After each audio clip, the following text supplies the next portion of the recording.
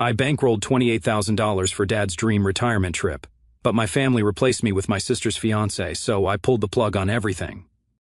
I'm 32, male, a project manager for a commercial signage company in Fort Worth. I started as an installer, climbing scaffolding and mounting signs in Texas summer heat when it was 105 degrees and the metal would literally burn your skin if you weren't wearing gloves. I worked my way up through skill and hustle. Now I oversee contracts for everything from local stadiums to corporate buildings. Last quarter alone, I managed $1.3 million in projects, all delivered on schedule and under budget. I make around $85,000 a year plus bonuses when projects go well. My parents hit rough times during COVID 4 years ago. Dad worked construction sales for decades, killing it until the pandemic hit and the industry tanked. He was pulling in six figures selling commercial-grade materials to developers across 3 states. Then everything froze overnight. Mom hasn't held a steady job, always with a new excuse, back problems, changing job market. Now it's her candle-making business that somehow costs more than it makes. When their landlord sold their rental house, they faced potential homelessness. They asked if I could help just until they got back on their feet. I've always been practical with money. I still drive a 12-year-old Toyota 4Runner with 180 to 7,000 miles on it while it's still running smoothly. Even though I could afford something newer, it runs flawlessly. It's paid off and built to last. But I had the foresight to buy a second property as an investment in 2018. Nothing fancy, just a decent 2-bedroom condo in a safe area that had good rental potential.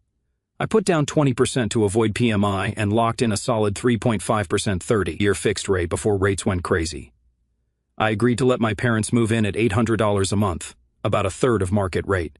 The mortgage is $1,400 plus $320 in HOA fees, so I was actually losing money every month. I figured they'd be grateful for the help, get back on their feet, and either start paying market rate or find their own place within a year. Fast forward 4 years and that rent money has shown up roughly 60% of the time. My parents have shorted me about $15,000 in rent over 4 years. Megan moving in 2 years ago only made things worse. "We'll catch up next month" became their motto, right alongside, "Why are you being so difficult about this?" My sister, 26, female. Megan is her own special category of entitlement. She has a marketing degree, party girl who suddenly became career-focused when the real world started demanding actual work. She moved in with my parents about 2 years ago after her roommates got tired of covering her share of the rent.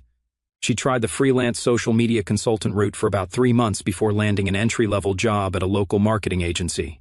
She complained constantly about being undervalued despite having zero portfolio to show. She makes about $42,000 but spends like she's making $120,000.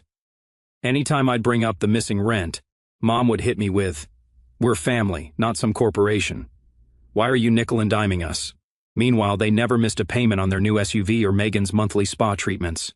Dad once told me with a straight face that they couldn't afford rent that month because they had to pay for Megan's $400 hair extensions. Last year, I drove over unannounced on a Saturday and found them hosting a backyard barbecue with about 20 people.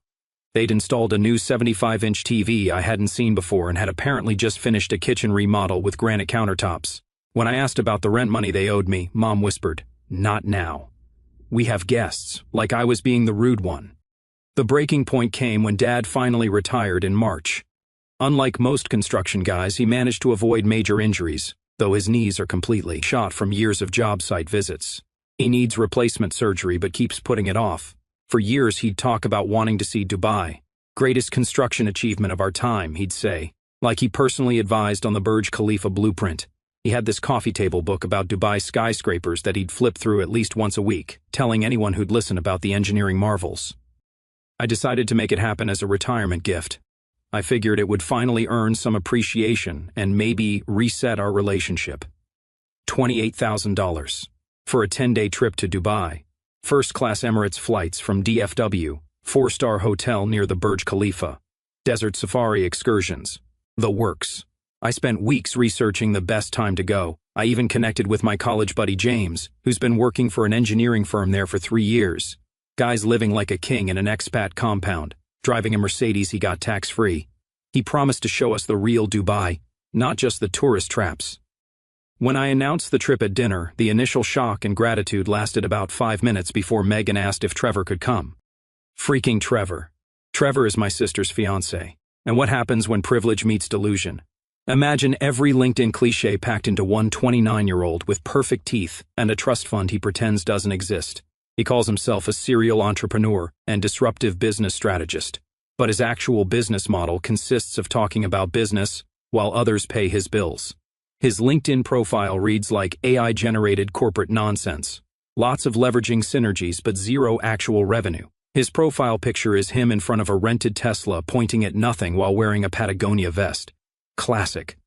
His venture capital connections consist of a second cousin who works as an administrative assistant at a firm that once invested in a failed meal kit startup. He constantly name-drops tech companies like he has inside knowledge, but it's all stuff he read on TechCrunch that morning. Every conversation with him eventually turns into a pitch for his latest venture, which is always just vague enough that you can't actually tell what the business does. Last Thanksgiving, he cornered me for 40 minutes explaining his revolutionary app idea. The entire concept was basically Uber but for dog walking, which already exists in about 12 different forms. He has an uncanny ability to order the most expensive item on any menu while simultaneously reaching for his phone when the check arrives. Classic move, oh, I need to respond to this email real quick, followed by a 15-minute bathroom break that mysteriously coincides with bill paying time. I initially said no to Trevor joining. I was maxing out my budget for 4 people. Megan immediately went full. Karen, why do you always have to ruin everything? It's not like you can't afford it with your fancy project manager job. She conveniently ignored the fact that her marketing specialist role paid her enough to afford a weekend trip to Austin, not a luxury Dubai vacation. My parents sided with her. Mom's classic guilt trip, but we're family, and Trevor is going to be family soon. Don't you want your father to have everyone there for his retirement celebration?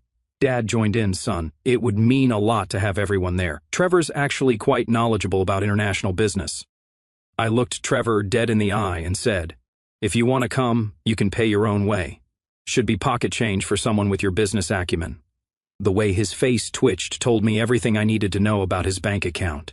He mumbled something about liquidating some assets and transferring funds from offshore accounts, which I'm pretty sure was code for asking my daddy for money. The subject seemed to drop after a few days. I thought they'd finally accepted my boundaries. I should have known better. These are people who believe boundaries are just suggestions, like speed limits or tax laws. I remember Trevor bragging about how a college buddy of his now worked TSA at DFW.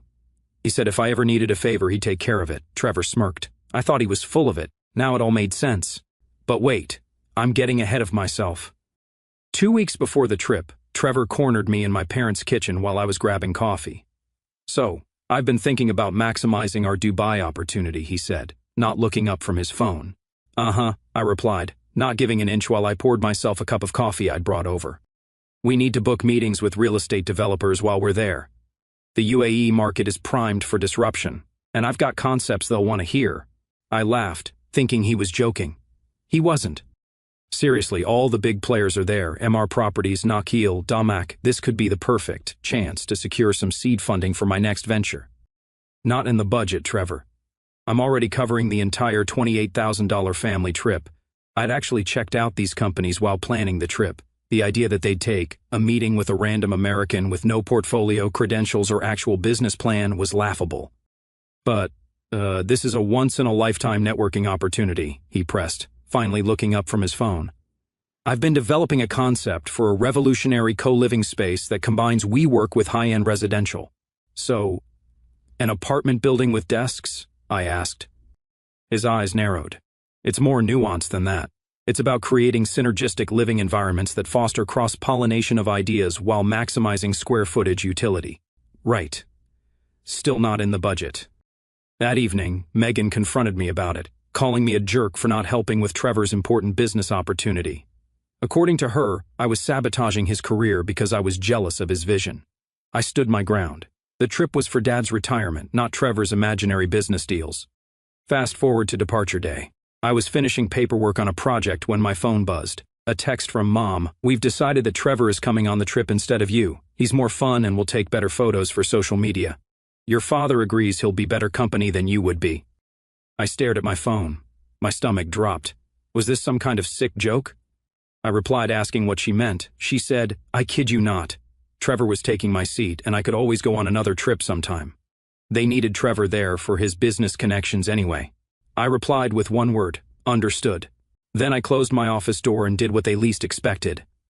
I called Emirates directly to investigate what was happening. The agent confirmed I was checked in for departure in 3 hours while I was sitting in my office 20 miles away. After speaking with supervisors, I discovered that Megan had called Emirates a week earlier, claiming I had a medical emergency. She tried to get the ticket changed to Trevor's name, but Emirates doesn't allow easy name transfers. Instead, they planned to have Trevor use my boarding pass and somehow clear security. This wasn't just family drama anymore.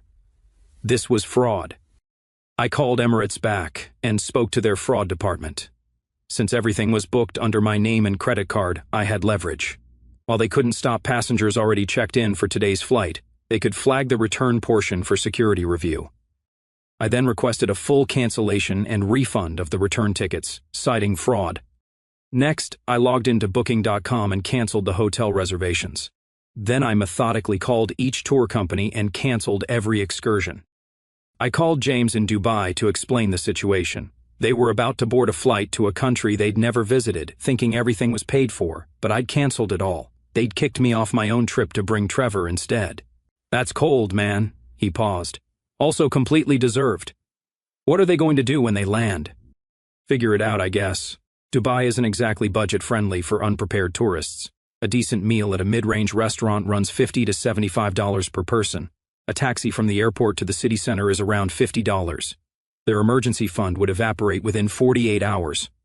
I called my bank and reported my credit card as compromised, had a new one issued with a different number, and froze my other accounts temporarily just in case anyone had my account details. I wasn't taking any chances. These people had proven they felt entitled to my money.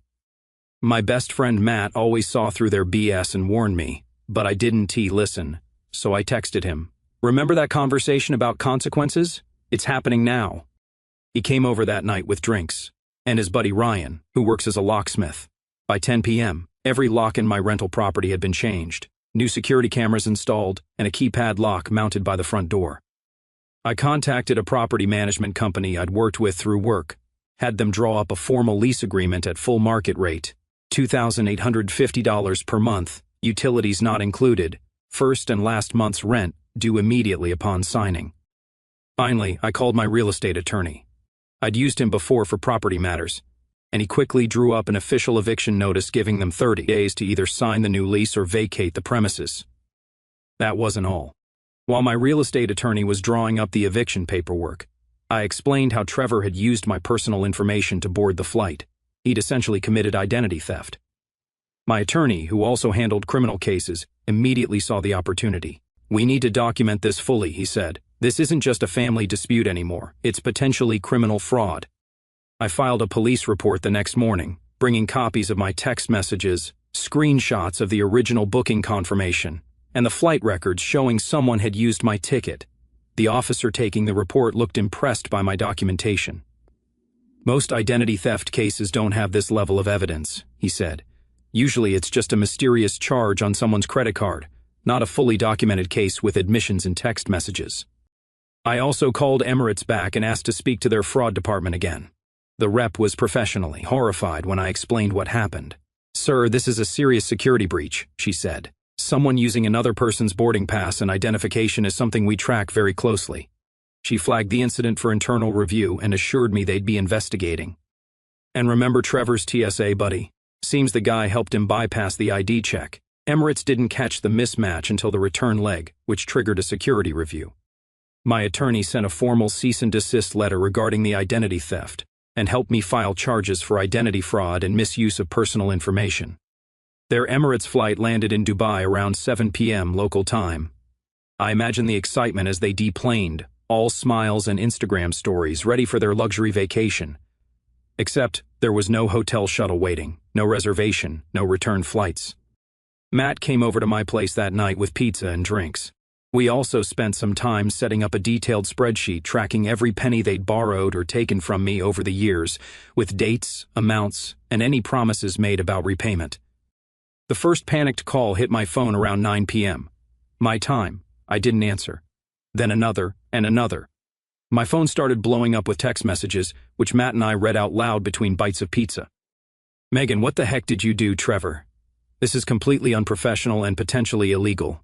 My attorney will be contacting you. Mom, please call us back. We don't know what to do. I replied with a single text.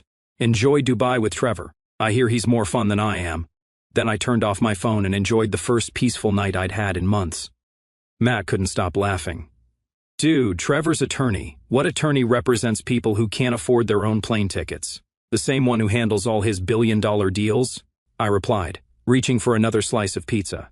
2 days later, I turned my phone back on. The messages were becoming interesting. Dad, we had to call Trevor's father to wire emergency money. You've embarrassed me in front of my new family member. Megan, Trevor fell off a camel during the desert tour we had to book last minute. He broke his arm and can't take photos of anything now. Mom's so upset. This is all your fault. Screw you. Amazing how my fault extends to a pissed-off camel. From their messages, I pieced together a pretty clear picture of their Habibi adventure. They were stranded at the airport with no hotel reservation, no transportation, and rapidly dwindling funds. They had to call Trevor's parents to wire emergency cash. That must have been a fun conversation. Hey, Dad, we need $5,000 wired immediately, or we'll be sleeping in the airport. They spent 3 nights in a budget hotel by the airport that apparently had cockroaches the size of mice. Based on my research, they probably paid about $400 per night for this privilege. Dubai's version of a budget hotel is still priced for oil barons compared to American standards. The coup de grace was Trevor having to sell his vintage Rolex, definitely a knockoff, to cover some expenses. From what I could gather through their texts, he got about $500 for a watch he claimed was worth $12,000. Tragic. So they landed back in Texas 5 days after they left, having spent most of the trip panicking, broke, and apparently being chased by stray dogs near their budget hotel. According to Megan's angry texts, they spent most of their time arguing in the hotel room with Trevor blaming her for the vacation from hell, and my parents questioning their future son-in-law's business acumen. My favorite part, though, they apparently tried to visit the Burj Khalifa but couldn't afford the observation deck tickets. So the centerpiece of Dad's dream trip was something they only saw from the ground. Sucks to suck. When they pulled up to my place in an Uber, I was standing in the driveway with Matt. We were casually drinking coffees, looking like we'd been having the time of our lives while they were suffering in Dubai. I'd positioned both our cars in the driveway, my 4Runner and his Tacoma, so they couldn't pull in. What the actual heck was that? My dad shouted as he got out of the car, his face lobster red from either the desert sun or rage. I took a slow sip of my coffee. That was what consequences look like. You stranded us in a foreign country, my mother screamed. We could have died. Yet here you are, I observed. Alive and well. -1 functional arm, I see. I nodded toward Trevor, whose arm was in a makeshift sling. Trevor stepped forward, wincing. You realize what you've done is actionable, right? I have contacts at 3 major law firms who would take this case pro bono. Matt snorted. Damn, that must be convenient. Do these law firms also provide medical care for camel-related injuries? Because that sling looks like it was made by a toddler with a dish towel. You have no idea what we've been through, Dad growled. Trevor broke his arm when the camel threw him. The hotel they put us in had no working air conditioning. Megan got food poisoning from a street vendor. We had to sleep in the airport one night because our credit cards wouldn't work, my mother added, and the embassy was absolutely no help at all. This last part didn't surprise me at all. What did they expect the embassy to do? Hello, American Embassy? My son paid for a luxury vacation and then canceled it when we uninvited him. Please send the Marines. Don't forget the camel incident, I said, unable to hide my smirk. I heard that was particularly traumatic. Trevor's face turned an even deeper shade of red. That camel was clearly not trained properly. I specifically told the guide I was an experienced rider. Oh, I'm sure you did, Matt muttered just loud enough for everyone to hear. Right after you told him about your Fortune 500 connections and cryptocurrency portfolio, Megan was almost in tears now. We had to call Trevor's dad for money. Do you know how humiliating that was? Almost as humiliating as uninviting someone from a trip they paid for, I suggested. You never answered our calls, Mom nearly screamed. We didn't know what to do. Well, you figured it out, didn't you? And from what I hear, Dubai has one of the lowest crime rates in the world. Plus you had Trevor, the international business expert. I figured you were in capable hands. That's when I reached into my back pocket and pulled out the lease agreement and eviction notice. Since we're having a heart-to-heart, let me set some things clear. Here are the new terms for the condo: $2,850 per month, utilities not included. First and last month's rent due immediately. You have 30 days to either sign this new lease or vacate the premises. They stared at the papers like I'd handed them a death sentence. This is illegal, Trevor started. It's completely legal. I cut him off. You were never on any lease. My parents have been month-to-month tenants paying well below market rate, and I've decided to change the terms. It's all laid out in black and white. What? Why? We don't have that kind of money right now, Mom protested. Not my problem, I replied. I'm sure Trevor's parents can help you out again like they did in Dubai. My father stepped forward, his voice suddenly soft. Son, this is extreme. We're talking about your family here. No, this isn't about family, it's about business. And business is what I'm doing now. As they turned to leave, I added one final point. Oh, and the locks have been changed. Your new keys will be provided after you sign the lease and pay the first and last month's rent. You can get access to retrieve your belongings by contacting the property management company listed on page 3. They didn't sign the new lease. They also didn't leave. The 30 days came and went with them ignoring my property manager's calls and emails. They thought they could wait me out, that I'd eventually soften and let them go back to the way things were. They were wrong. I filed for eviction exactly one day after the deadline passed.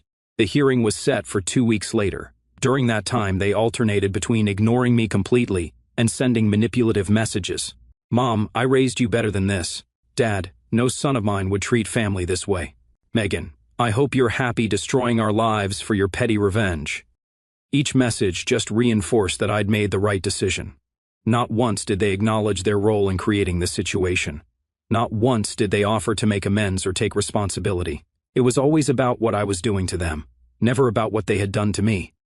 While the eviction process was playing out, I wasn't just sitting idle. The identity theft angle was moving forward too. The police report I'd filed got assigned to a detective who specialized in fraud cases.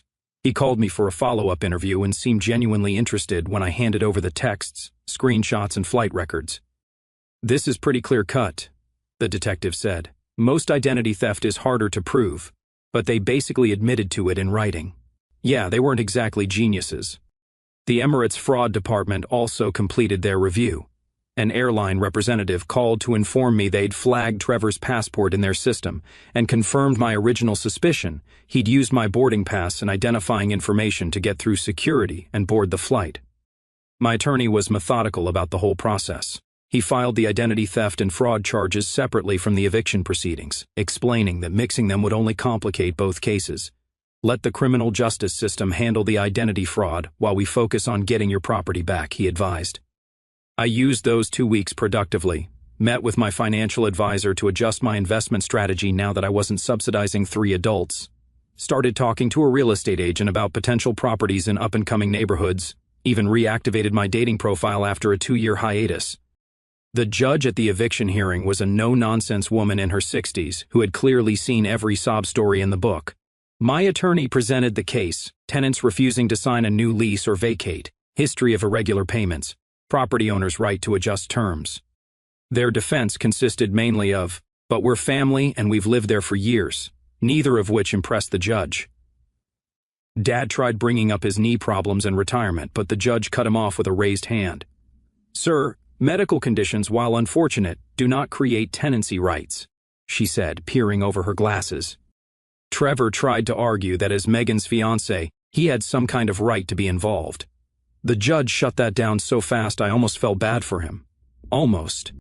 Young man, unless your name is on a lease or you have established residency for the legally required period, you have no standing in these proceedings, she told him, not even trying to hide her annoyance. The ruling came down in my favor.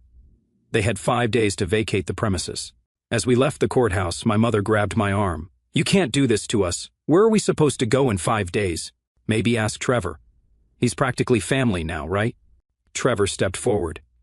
My parents aren't going to house your family. That's your responsibility. I laughed. Funny how your entrepreneurial spirit doesn't extend to solving actual problems. What happened to all those UAE investors you were going to impress? That meeting would have happened if you hadn't sabotaged the trip, he shot back. Right, I nodded. I'm sure the sheikhs were lined up to throw money at... What exactly is your business again? I've known you for over 2 years and still have no idea what you actually do. What Trevor didn't know was that his identity theft problems were just beginning. 2 days after the eviction hearing, he and Megan were served with papers for the fraud case. The look on his face when he realized this wasn't going away was priceless. Like watching someone who'd never faced consequences suddenly understand that actions have repercussions. They spent those 5 days alternating between begging, threatening, and guilt-tripping. None of it worked. On day 5, they finally moved out. My parents to my aunt's house, Trevor and Megan apparently to his parents' place despite his earlier protests. When they left, they took everything that wasn't bolted down, including appliances that were part of the property: dishwasher, microwave, washer, and dryer. They also deliberately damaged several walls, broke a bathroom mirror, and left all their trash. My property manager documented everything, and I filed a complaint for property damage. My attorney suggested I could take it to small claims court for the stolen appliances, but I decided to just track it and keep receipts. They weren't worth another legal battle. The replacement and repair costs came to about $4,200, which I added to the spreadsheet tracking their debt to me. Megan texted me too. "Hey, I know we had our issues, but maybe we can grab coffee and talk this out. I'm willing to forgive everything if you help us with the first month's rent somewhere else." I didn't respond. A day later, she texted again. "Fine. Hope you enjoy being alone forever. Screw you." 2 days later, I got a text from my father. "Your mother and I have decided that until you apologize and make this right, you are no longer our son. We didn't raise you to be this heartless." I replied, "Understood. Best of luck with everything." My mother started calling everyone in the extended family, telling them how I had abandoned them when they needed me most, conveniently leaving out the years of financial support and the Dubai fiasco. My father started sending increasingly threatening texts. The last one included some pretty explicit threats about how I'd regret this decision for the rest of my life. I didn't bother responding. Instead, I forwarded the message to my attorney, who sent a cease and desist letter. When that didn't stop the messages, I filed for a restraining order. The restraining order was granted after I presented the judge with over 30 threatening messages. Meanwhile, the identity theft case was working its way through the system. They didn't end up in jail, but both Megan and Trevor were hit with misdemeanor charges and fines. It wasn't enough to land them behind bars, but it was enough to give them both criminal records. The DA wasn't interested in pursuing felony charges since it was a family matter, but he wasn't about to let them walk either. They offered a plea deal: misdemeanor charges in exchange for full cooperation and restitution. The airline security reports sealed the deal. Emirates takes passenger identification very seriously, and their documentation of Trevor using my boarding pass was damning. The TSA agent who processed Trevor's boarding was also investigated. Turns out he was a friend of Trevor's from college who helped him bypass normal security protocols. He lost his job, and Emirates implemented stricter ID verification procedures as a result of the incident. Trevor got off with a misdemeanor because he claimed he was just using the boarding pass I gave him, and the TSA agent corroborated the lie. The agent took most of the heat. Trevor ended up with a $5,000 fine and 200 hours of community service. Megan got a slightly lighter sentence, $2,500 and 100 hours, since Trevor was the one who actually boarded the plane. Both were placed on probation for a year. The criminal records had immediate consequences. Megan lost a job offer at a marketing firm when it came up during her background check. Trevor's fake consulting business took an even bigger hit. Word got around about his criminal record, and suddenly those Fortune 500 connections he was always bragging about went silent. It's been a year since the Dubai disaster. I haven't heard from my immediate family since the restraining order was served. The silence has been surprisingly peaceful. I kept the condo, found reliable tenants who actually pay the full amount on time, and have been using the extra income to fund my hobbies and investments instead of subsidizing adult dependence. I used some of the newfound financial freedom to take an actual vacation of my own. 2 weeks in Costa Rica, surfing and hiking.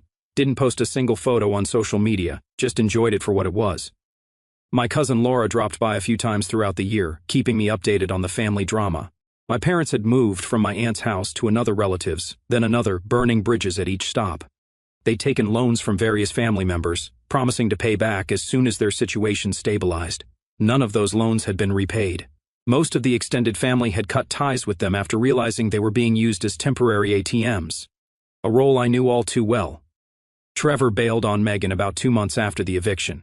moving on to dating the daughter of a local restaurant owner. Megan wasn't doing well, wasted a bunch of money on some online business scheme that turned out to be a scam, started drinking heavily, and was living with roommates who were about to kick her out for not paying utilities.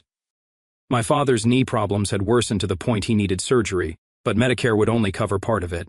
My mother was working part-time at a craft store but still dumping money into her failed candle business. She'd even set up a GoFundMe for Dad's surgery that had raised a whopping $340 in 3 months. I checked it out one night after a few sodas and donated exactly $1 just so they'd see my name on the donor list. Then they finally tried to reach out again. Mom sent me a message from a new number asking if we could meet. Of course I agreed. I wanted to witness it with my own eyes, see how badly they'd screwed up. They came over, knocking on my door. My parents and Megan were standing on the porch looking like they'd aged a decade in a year. "Thank you for seeing us," my father began. I nodded but said nothing. "We've been doing a lot of thinking," my mother continued. "About everything that happened, about Dubai, about how we treated you." Megan was crying silently. "Trevor bailed the second things got hard. You were right about him all along." "What do you want?" I asked, cutting to the chase. "I developed a pretty reliable detector over the past year." They exchanged glances. "We want to reconcile," my mother said, "to be a family again." "We need a place to stay," my father admitted. "Just until we get back on our feet." Same phrase, different day. "You disowned me," I said. "We're not family anymore, remember?" My mother reached for my hand. I moved it away. "Please," she whispered. "We were hurt and angry. We didn't mean it." "No," I replied. "You meant it at the time. You meant it when you thought other people would keep supporting you. You meant it until you ran out of relatives to leech off of." My father looked genuinely confused, like he couldn't comprehend why his apology script wasn't working. In his mind, saying sorry was always enough to reset everything. It never occurred to him that some damage can't be undone with words. "I'm not your backup plan," I continued. "And I'm certainly not going to let you move back into my property after the damage you caused." Megan's face hardened. "This is still about your stupid trip, isn't it? We've both paid for that. I lost my career because of the charges you filed." I looked at her directly. "You lost your career because you committed identity theft. Now you know what it's like when doors close because of things on your record." After minutes of back and forth, they lost hope. As they were leaving, I stopped them. I handed my father an envelope. Inside was $3,000. "This is for your surgery," I said flatly. They stared at the envelope, then at me. A glimmer of hope flashed in their eyes. "This isn't reconciliation," I continued. "This is closing our accounts. I won't have your health problems on my conscience. Nothing more." My father's hand trembled as he took the envelope. "Thank you, son," he muttered. "Don't call me that," I said, opening the door for them. I watched them walk to their car, heads down. On the drive home, they'd probably convinced themselves this was the first step toward getting back into my life. They'd be wrong. Still waiting on that call from Trevor's lawyer, by the way. It's been 379 business days.